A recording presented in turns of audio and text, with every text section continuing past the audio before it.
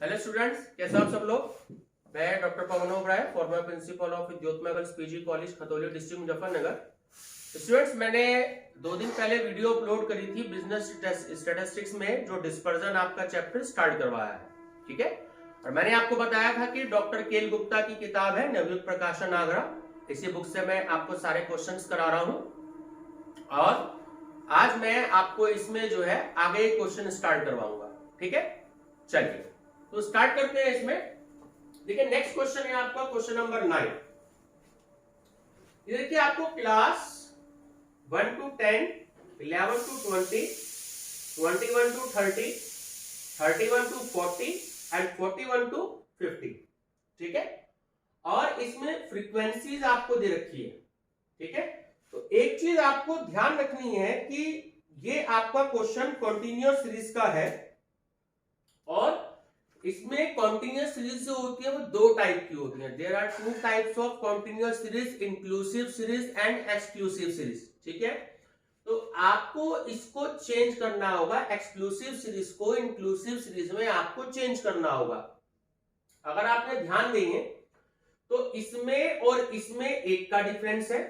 बहुत ध्यान से देखेंगे आप कि 10 और 11 में 1 का डिफरेंस है, 20 और 21 में 1 का डिफरेंस है, 30 और 31 में 1 का डिफरेंस है और 40 और 41 में 1 का डिफरेंस है।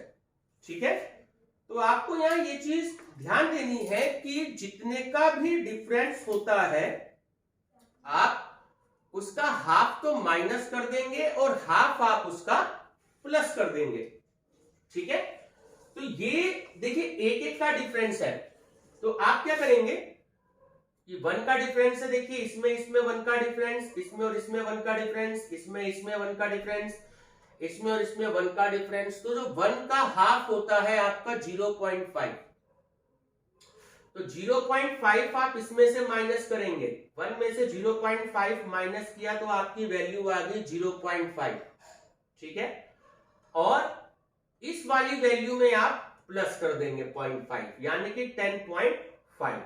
ठीक है, यानी कि ये जो लेफ्ट हैंड साइड की वैल्यूज है सारी की सारी 1, 11, 21, 31, 41, ये सारी आपकी लेफ्ट हैंड साइड की वैल्यूज है। तो जो लेफ्ट हैंड साइड की वैल्यूज होती है उसमें हम माइनस कर देंगे और जो राइट हैंड साइड की वैल्यू है 10, 20, 30, 40, 50, इसमें हम प्लस कर देंगे। ठीक है, तो 1 में से हमने 0.5 माइनस किया तो 0.5, 10 में ऐड कर दिया 10.5, तो 0.5 तो 10.5। इसी तरीके से 11 में से माइनस करेंगे 0.5 तो 10.5 आएगा और 20 में 0.5 को ऐड करेंगे तो 20.5 आएगा। ठीक है, 21 में 0.5 ऐड कर माइनस कर देंगे तो 20.5 आएगा। 30 में हम 0.5 प्लस कर देंगे तो 30.5 आएगा। 31 में हम 0.5 माइनस कर देंगे तो 30.5 आएगा। 40 में हम 0.5 ऐड कर देंगे तो 40.5 आएगा। ठीक है, 41 में हमने माइनस किया 0.5 तो 40.5 आ गया और 50 में हमने ऐड किए तो 50.5 आ गया। ठीक है स्टूडेंट्स, अब एक चीज आपको ध्यान देनी है कि मैंने आपको ये चीज बताई थी कि आपको फ्रीक्वेंसी पे कुछ भी ध्यान नहीं देना। रेंज कैलकुलेट करते समय हम फ्रीक्वेंसी पे ध्यान नहीं देते। ठीक है, अब इसमें आपकी जो लार्जेस्ट वैल्यू है वो तो हो गई आपकी 50.5 और जो सबसे स्मॉलेस्ट वैल्यू है वो हो गई आपकी 0.5। ठीक है, ध्यान रखेंगे फार्मूला आप सबको पता है कि range equal to largest value minus smallest value. तो आपने क्या किया कि 50.5 में से आपने 0.5 की वैल्यू को माइनस कर दिया तो आपका आंसर आ गया 50। ठीक है, चलिए कोफिशिएंट ऑफ रेंज मैंने आपको फार्मूला बताया था, largest value minus smallest value divided by largest value plus smallest value. तो 50.5 आपकी लार्जेस्ट वैल्यू है, यहां माइनस हो गई स्मॉलेस्ट वैल्यू 0.5 तो 50 आ गई। ऐसे ही 50.5 में आपने स्मॉलेस्ट वैल्यू 0.5 को आपने प्लस कर दिया तो वैल्यू हो गई 51। डिवाइड कर देंगे तो आपका आंसर आ गया 0.98। ठीक है, ध्यान रखना कि 1 या 1 से कम आपका आंसर आएगा कोफिशिएंट का।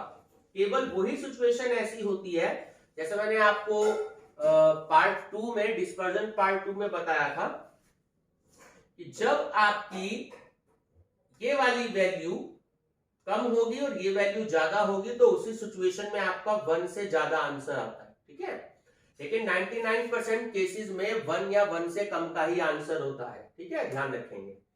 चलिए नेक्स्ट क्वेश्चन है मिड वैल्यू। अब देखिए मैं आपको एक चीज और समझा दूं कि आपको ये ध्यान रखना है कि कैसे आपको पता लगेगा कि आपका ये क्वेश्चन डिस्क्रीट सीरीज का नहीं है, आपका कॉन्टिन्यूअस सीरीज का है। तो जब क्वेश्चन में ये बात आपको ध्यान रखनी है, मिड वैल्यू,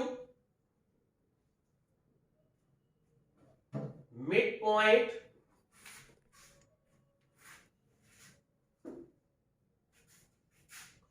और मिड साइज। ठीक है, mid value, mid point, mid size आपको दे रखा हो। इसी तरीके से सेंट्रल वैल्यू, सेंट्रल पॉइंट और सेंट्रल साइज। ठीक है, ये आपको दे रखा हो और इसके साथ साथ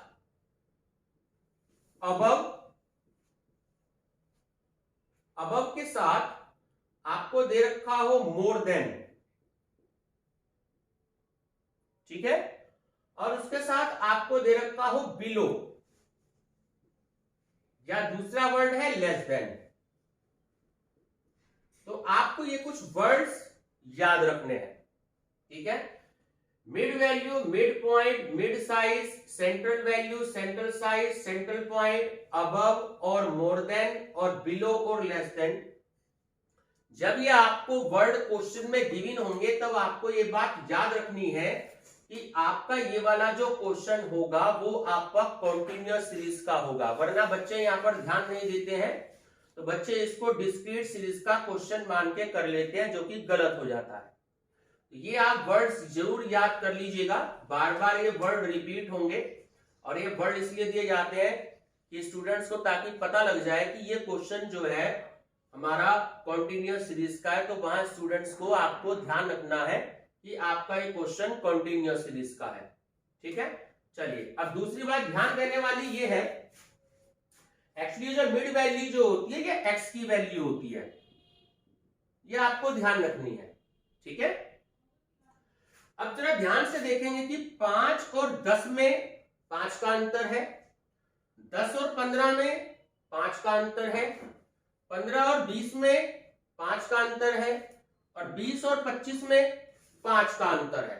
ठीक है, तो जितनी वैल्यू का डिफरेंस है यानी कि 5 की वैल्यू का डिफरेंस है तो हाफ वैल्यू माइनस हो जाएगी और हाफ वैल्यू प्लस हो जाएगी। ठीक है, अब इन सारी वैल्यू में डिफरेंस आपका 5 का है। मैं यहां लिख देता हूं जिससे आपको याद रहे। सारी वैल्यू में जो डिफरेंस है वो आपका 5 का है, तो यानी 5 का हाफ हो गया 2.5। तो 2.5 आपको इसमें से माइनस करना है और 2.5 आपको इसमें से प्लस करना है। ठीक है, तो 5 में से आप 2.5 माइनस करेंगे तो 2.5 आ गया और 5 में 2.5 प्लस कर देंगे 7.5 आ गया। ठीक है, इसी तरीके से 10 में से 2.5 माइनस किया तो 7.5 आ गया, 10 में 2.5 प्लस किया तो 12.5 आ गया। ठीक है, 15 में 2.5 माइनस किया 12.5 आ गया, 15 में 2.5 प्लस किया 17.5 आ गया, 20 में हमने 2.5 माइनस किया 17.5 आ गया। 20 में हमने 2.5 प्लस किया, 22.5 आ गया। ऐसे ही 25 में हमने 2.5 माइनस किया, 22.5 आ गया। 25 में हमने 2.5 प्लस किया, 27.5 आ गया।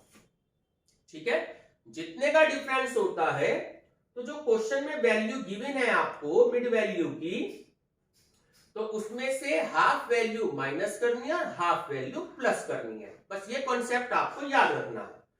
अब इसमें आप ध्यान से देखेंगे, लार्जेस्ट वैल्यू आपकी हो गई या हाईएस्ट वैल्यू हो गई आपकी 27.5।